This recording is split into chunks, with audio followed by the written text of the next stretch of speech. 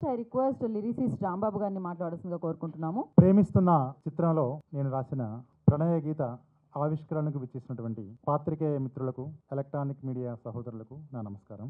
భానుగారు అత్యంత ప్రతిభావంతులైన దర్శకులు. వారి అకుంఠిత దీక్షకు నిదర్శనంగా రూపుదిద్దుకున్నటువంటి చిత్రం ప్రేమిస్తున్నా.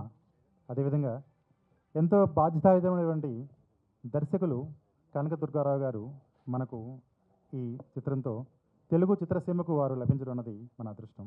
ఈ గీతంలో అదేమిటో అయోమయంగా పరుగుదీసే పరవశం, నిదానమే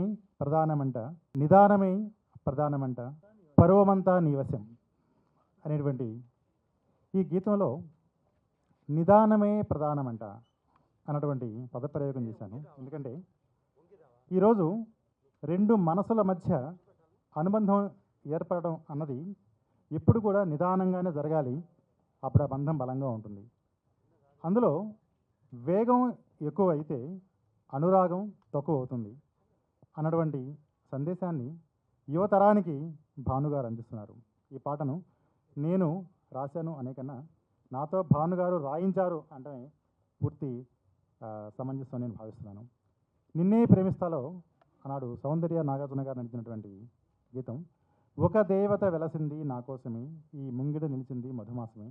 నేను రాసిన పాట మరోసారి నాకు గుర్తుకు వచ్చింది.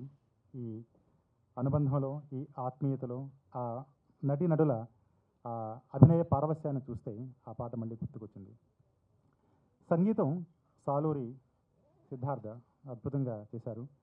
తెలుగు చలనచిత్ర సీమను తమ అమృత సంగీతంతో ఓడలాడించినటువంటి సాలూరు రాజేశ్వరరావు గారు, హనుమంతరావు గారు, వాసురావు గారు, కోటి గారు, ఆ వంశానికి చెందినటువంటి సిద్ధార్థ్ ఇవాళ అద్భుతంగా రాణిస్తూ ఇంటి పేరు నిలబెట్టుకున్నటువంటి అదృష్టం, అవకాశం, అర్హత ఉందని నిరూపించుకున్నారు. అలాగే చిత్రంలో హీరో సాత్విక్ వర్మ. పేరులో సాత్విక్ ఉంది అంటే స్మూత్, సెన్సిటివిటీ. తన అభినయం కూడా ప్రారంభంలో అలాగుంటుంది. ఆ తర్వాత వర్మ అంటే మనకు తెలుసు. వర్మ అంటే వాల్కెనో. ఆ అగ్నిపర్వత విస్ఫోటనాన్ని ఆ అబ్బాయి అద్భుతంగా చూపించారు. ఇందాకే మనం టీజర్లో మనం చూసాం. అలాగే అమ్మాయి ప్రీతి నేహ చాలా ముచ్చటగా ఉంది పేరు, తన అభినయం కూడా. తెలుగు సినిమాలలో కథానాయికకు కూడా ప్రాతినిధ్యం ఉన్నటువంటి చిత్రాల్లో నటించాలి అంటే మొన్న ఊహ, నిన్న స్నేహ, నేడు ప్రీతి నేహ అని రేపు మనం అందరం కూడా చెప్పుకునే పరిస్థితి వస్తుంది.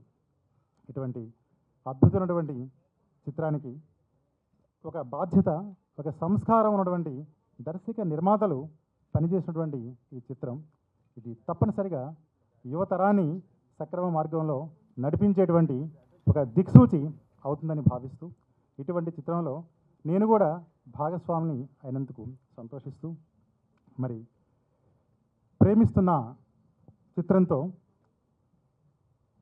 భానుగారి దర్శక ప్రతిభ వెండితెరపై మెరవాలి.